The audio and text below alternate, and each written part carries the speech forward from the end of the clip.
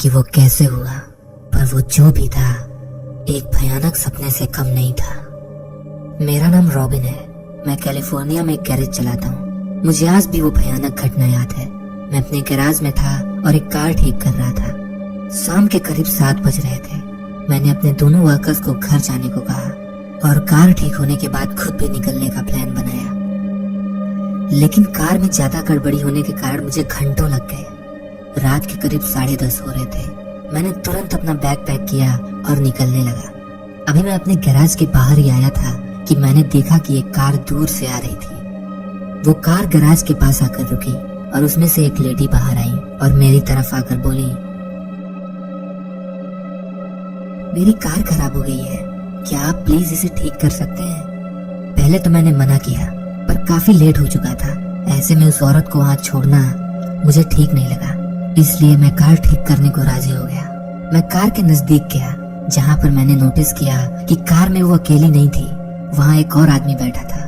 वो कार का ड्राइवर लग रहा था, क्योंकि उसने ड्राइवर वाले यूनिफॉर्म पहन रखे थे। देखने में वो काफी शैडी लग रहा था, लाइक फटे कपड़े और बेतरतीब बाल। पर ये मेरा कंसर्न नहीं था।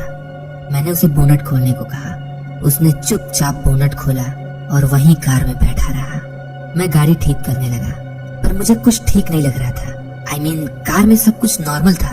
तब ये लोग यहाँ क्यों रुके थे? मैं वापस उन लेडी के पास गया और बोला, मैडम सब ठीक तो है?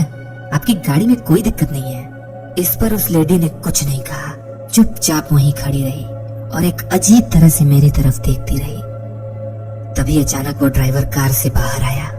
वो कार के पास ही खड़ा रहा। उसने हाथ में कुछ पकड़ रखा था। जब मैंने ठीक से देखा तो वो एक नाइफ था जिस पर खून लगा हुआ था।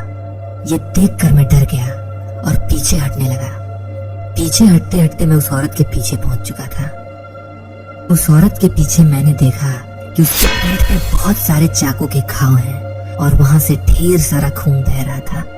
तभी अचानक उस औरत का सर उल्टा हो गया और वो एक अजीब सी डीमन में बदल गई। ये देखकर मैं पूरी तरह से डर गया और वहीं फेंट होकर गिर गया। अगली सुबह मेरे वर्कर्स ने मुझे उठाया। मुझे कुछ समझ नहीं आ रहा था कि रात में आखिर क्या हुआ था।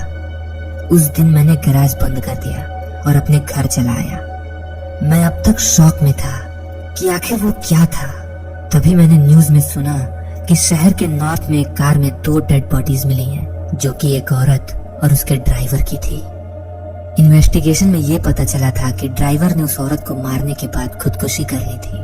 और अजीब बात ये थी कि वो कार जहाँ मिली थी वो जगह मेरे गैराज से करीब 3 ब्लॉक दूर था। वो क्या था? उस औरत की स्पिरिट जो मुझसे कांटेक्ट करना चाहती थी या कुछ और, मुझे नहीं पता। पर वो जो भी था बहुत ही भयानक था।